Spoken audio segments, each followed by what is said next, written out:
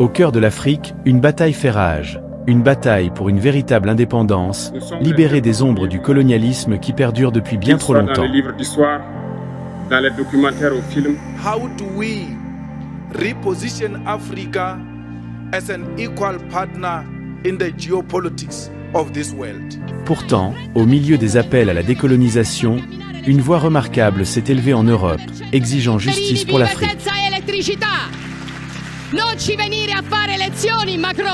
Le Premier ministre italien Giorgia Meloni, avec une passion inébranlable, est devenu un phare d'espoir, plaidant pour la libération des nations africaines de l'exploitation occidentale. C'est ce qu'on appelle le franc CFA. C'est la monnaie coloniale que la France imprime pour 14 pays africains, à laquelle elle applique le seigneuriage, et en vertu de laquelle elle exploite les ressources de ces pays. C'est un enfant qui travaille dans une mine d'or au Burkina Faso. Le Burkina Faso est l'un des pays les plus pauvres du monde. Malgré la présence d'or, la France imprime de la monnaie coloniale pour le Burkina Faso et exige en échange que 50% de tout ce que le Burkina Faso exporte finisse dans les caisses du Trésor français. Ce que cet enfant rampe dans un tunnel pour extraire finit en grande partie dans les caisses de l'État français. La solution n'est donc pas de prendre les Africains et de les déplacer vers l'Europe. La solution est de libérer l'Afrique de certains Européens qui l'exploitent et permettent à ces gens de vivre de ce qu'ils ont.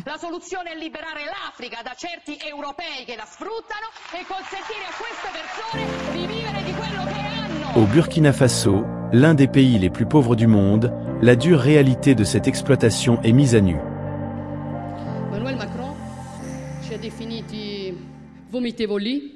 Emmanuel Macron nous a traités d'ignobles. Qu'on en finisse avec les responsables. Et là la presse italienne dit, puisque Macron a dit que nous sommes irresponsables. Les responsables, Manuela Macron, sont ceux qui ont bombardé la Libye parce qu'ils étaient agacés que l'Italie ait une relation privilégiée dans les domaines énergétiques avec Kadhafi, nous exposant au chaos migratoire dans lequel nous nous trouvons. Chinichi Emmanuel Macron, ce sont les Français qui envoient la gendarmerie pour refouler tout immigré qui tente de traverser la frontière à 28 000.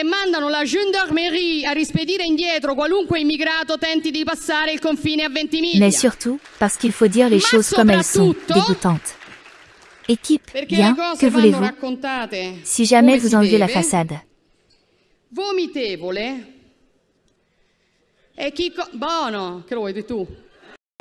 Dégoûtants sont ceux qui, comme la France,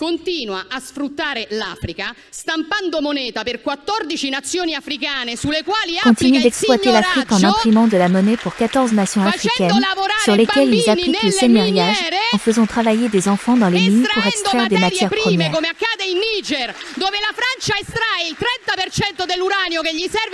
Comme cela se passe au Niger, à Niamey, la France extrait de l'argile pour 1% de l'uranium dont elle a besoin pour faire fonctionner les centrales nucléaires, alors que 90% des pauvres vivent sans électricité. Ne venez pas nous donner des leçons, Macron, parce que l'Afrique vous fuit, et la solution n'est pas de déplacer les Africains vers l'Europe, mais de libérer l'Afrique de certains Européens. Des enfants, assez petits pour ramper dans les tunnels étroits des mines d'or, travaillent dans le noir, leurs mains ramassant le métal précieux qui ne profitera jamais à leur patrie. Au lieu de cela, la moitié de tout ce qu'il extrait finit dans les coffres du Trésor français, un cruel rappel de l'emprise du franc CFA sur leur pays. Il y a des vidéos de moi qui datent d'il y a un an. Dans mon discours à Atréju est une manifestation qui a lieu au mois de septembre. Ça s'est retrouvé sur les sites d'une série d'associations panafricanistes. Disons que ce sont des patriotes africains qui luttent contre le franc CFA. Dans mon discours, j'ai évoqué le problème de la France de Macron et du franc CFA. Il y a une autre interview de moi dans au moins 2 émissions de télévision.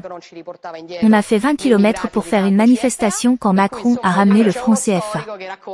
Pour laquelle, je veux dire, il y a un historien qui dit qu'il parle si Macron va l'appeler pour aller à Paris d'abord chez moi et ensuite chez Macron. Maintenant, ces francs CFA, je les ai ici avec moi. J'ai aussi un peu étudié. Elles sont utilisées par 14 pays africains que je vais lire. Le Cameroun, la République centrafricaine, le Congo, le Gabon, le Tchad, le Bénin, le Burkina Faso, la Côte d'Ivoire, la Guinée-Bissau, le Mali, le Niger, le Sénégal et le Togo. Parfait. Je dis que ces pays envoient peu de migrants parce que nous avons fait des calculs. Le gros des migrants en Italie vient de Tunisie, d'Érythrée, d'Irak et du Nigeria. La Côte d'Ivoire est la seule qui nous envoie au total 1064 migrants sur 23 370, mais elle est 8e sur la liste des pays. Alors est-ce qu'on est vraiment sûr que le propos est là, ou est-ce plutôt une façon d'identifier un ennemi qui est ensuite un très bon ennemi pour les souverainistes parce que Macron est vraiment l'anti-province par excellence? Alors, premier point, quand j'ai évoqué le franc CFA, je l'ai fait en réponse au fait que Macron nous avait traités de « dégueulasses » parce que nous faisions des politiques pour contrôler nos flux migratoires. Alors peut-être vaut-il la peine de rappeler à ce gentil monsieur qu'avant de porter des jugements aussi lapidaires envers ses partenaires européens, il devrait se rappeler comment la France se comporte envers ces gens-là. On ne peut pas dire aux autres qu'ils ne sont pas assez accueillants quand on imprime de la monnaie pour 14 nations et qu'on applique le seigneuriage. Car ce que Maratin ne lui a pas expliqué avant, quand il nous a dit que ce n'est qu'un système d'échange, c'est que cette gauche qui est là à défendre le néocolonialisme, rappelle ce qu'est la gauche italienne aujourd'hui. Car je frémis devant les articles de Repubblica. Aujourd'hui, Merlot dans Repubblica m'appelle la « reine de la Catona » parce que je me suis permise d'expliquer qu'en Afrique il y a toujours un problème néocolonial. Car qu'est-ce que Merlot s'en fout, que dans ses salons romains, italiens et parisiens, ce problème n'existe pas. J'irai l'expliquer aux associations d'Africains qui fuient, qui dénoncent, et qui brûlent le franc CFA sur la place pour ce qu'il produit. Je n'ai pas dit quelque chose d'important que Caen a oublié, un détail que Maratin a oublié. Que demande la France en échange de ce système d'échange? Non, parce que ces choses-là me rendent fou. En plus, je le répète, ça me rend vraiment fou que quelqu'un du PD, qui devrait être la gauche italienne, défende le néocolonialisme de l'Afrique. Ah bon? Mais qui s'en soucie? La France est un bienfaiteur de l'Afrique, Maratin. Je vais le dire ainsi, en échange de ce système d'échange, la France exige que ces nations versent dans les caisses du Trésor français l'équivalent de 50% de leurs exportations. Au Burkina Faso, j'ai appris qu'1 milliard équivaut à peu près à 10 milliards. Au Burkina Faso, excusez-moi, où sont les enfants? J'ai montré l'autre soir une photo d'un enfant, je vous la montrerai aussi. C'est un enfant qui travaille dans une mine d'or au Burkina Faso. Ils utilisent des enfants pour travailler dans ces mines d'or parce qu'ils peuvent mieux entrer dans les tunnels, d'accord? 50% de l'or que cet enfant entre dans un tunnel pour extraire finit dans le trésor français. Maintenant, est-ce que ça vous paraît normal? Et écoutez, ne venez pas me dire et je vous dirai deux autres choses très rapidement. Mais personne de ces nations. Mais qu'est-ce que ça veut dire?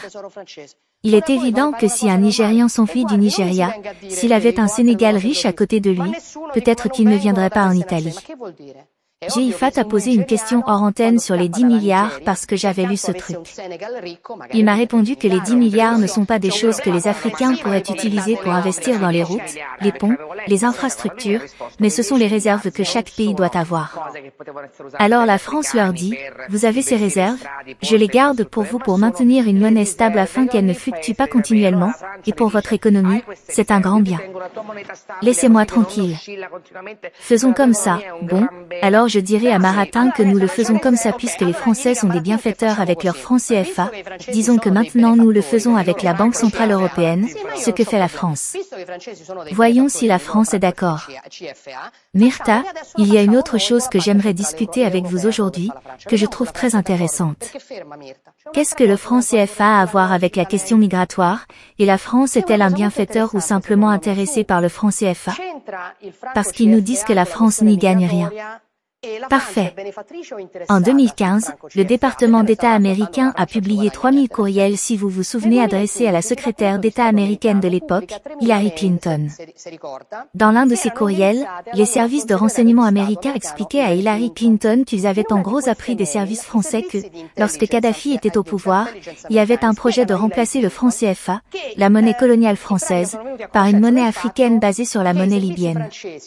D'après ce qu'ils ont écrit dans ce courriel que je vous laisse pour que vous puissiez le consulter, ce sont des documents publics du département d'État. D'après ce courriel, ce serait l'un des problèmes sous-jacents à la volonté de la France de bombarder la Libye et de tuer Kadhafi. Si la France n'est pas intéressée par le franc CFA, je pense qu'il faut approfondir la question. Faisons quelque chose d'intelligent parce que le bazar que nous avons avec l'immigration commence à partir de là. La solution au sort de l'Afrique n'est pas la migration, mais la libération. Il s'agit de libérer l'Afrique de l'emprise de ceux qui l'exploitent depuis des siècles, permettant à son peuple de prospérer enfin selon ses propres conditions. Les mots de Meloni résonnent puissamment à travers les continents, alors qu'elle affronte ceux qui voudraient maintenir l'Afrique enchaînée, rappelant au monde que le véritable chemin vers la justice réside dans la liberté de l'Afrique.